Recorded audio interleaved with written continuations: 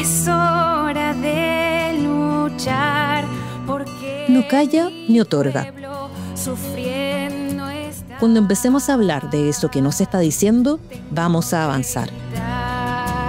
Un podcast disruptivo, desafiante y profundo, que busca despertar las conciencias de acuerdo al ver, juzgar y actuar, desarrollando la reflexión personal para impactar la cultura y comenzar a darle un aire de vanguardia al cristianismo en clave de sinodalidad.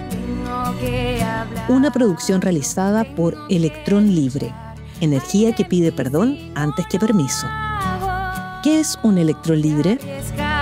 Los electrones que no están unidos a ningún átomo específico tienen libertad de movimiento y se llaman electrones libres. El movimiento de los electrones es la corriente eléctrica. Por tanto, los electrones libres tienden a moverse libremente y pueden conducir la electricidad. No calla ni otorga.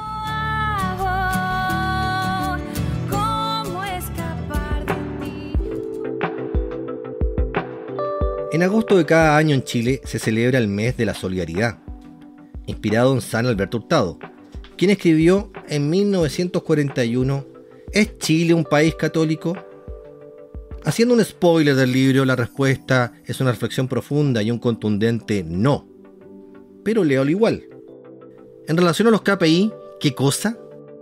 Para quienes no sepan lo que es, lo estoy hablando y me refiero a las Key Performance Indicator, que significa parámetro de gestión, es decir, cifras, parámetros, porcentajes y relaciones que indican si lo que estamos haciendo está bien o hemos dejado de hacer algo para mejorar nuestra productividad, como una ley causa-efecto. ¿Cómo va a ser esto posible si no controlamos casi nada de las variables externas que determinan la evangelización? Como si la fe tuviera algo de productividad. En verdad solo una parte, y para eso recomiendo profundizar la parábola del sembrador, de Mateo 13, del versículo 1 al 23.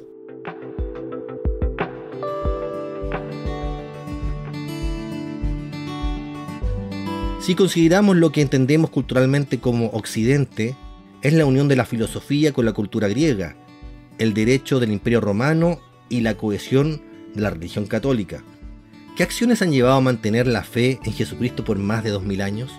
En general, cuando se analizan variables de evangelización, vemos número de bautizados, de primeras comuniones, matrimonios, vocaciones sacerdotales por habitante, creación de nuevas parroquias y capillas, llegadas de nuevas congregaciones, número de colegios católicos, número de universidades católicas, número de radios católicas, número de ONG, de ayuda a los más necesitados, etc.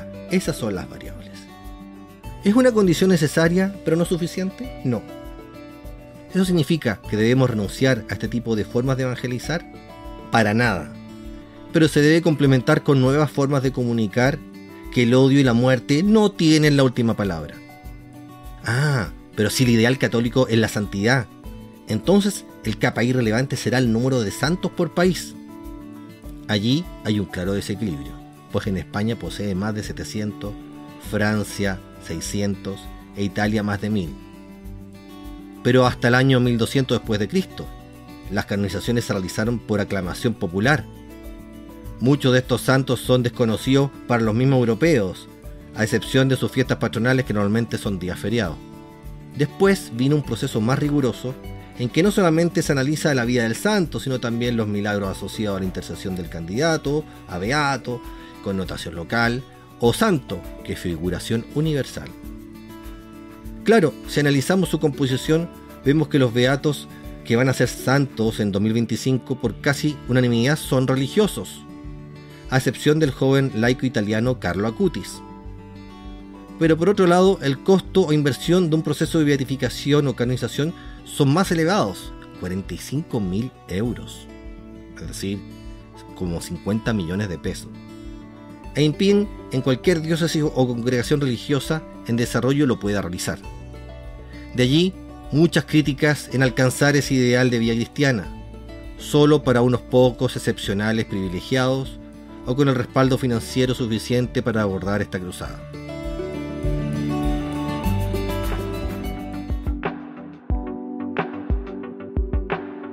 Aquí podríamos realizar un juicio injusto, pues Europa, conocido como la cristiandad, posee la mayor concentración de santos, y África muy pocos. ¿Será que en África la fe está muerta? Para nada, más vía que en ninguna otra latitud. Es junto con India los lugares con mayor vía espiritual comunitaria, junto con la aceleración de vocaciones sacerdotales y religiosas. En contraste, Europa vive una decadencia vocacional frente a la arremetida del secularismo y el Islam. Entonces, con estos parámetros, ¿podríamos indicar cuál es el país más cristiano del mundo? La respuesta es: no podríamos. Para eso tendríamos que ver variables de análisis cualitativas, que obviamente rayan en lo subjetivo, pues la propuesta de Jesús es la propuesta radical del amor sin límites, es decir, perdonar, querer la felicidad del otro, ayudar al más necesitado, etc. Pongamos algunos ejemplos. En Colombia, durante el proceso de pacificación entre los distintos organismos guerrilleros, hubo un diálogo más próspero con los paramilitares que con las FARC, quienes habían tenido acceso a la fe católica en su niñez, en comparación a los grupos guerrilleros de izquierda atea. Los paramilitares tuvieron un proceso consciente de arrepentimiento y muchos se entregaron voluntariamente a la justicia. San Agustín desarrolla toda una reflexión en su libro La ciudad de Dios, la ciudad del amor, parafraseando a San Francisco de Sales, que dice: más importante que lo que haces es el amor con que haces las cosas. Para finalizar, cito al teólogo protestante danés del siglo XIX, Søren Kierkegaard.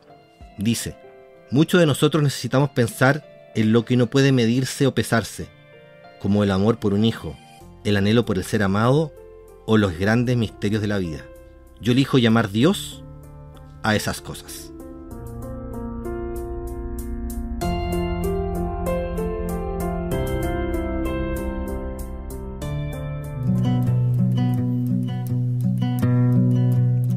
No calla ni otorga.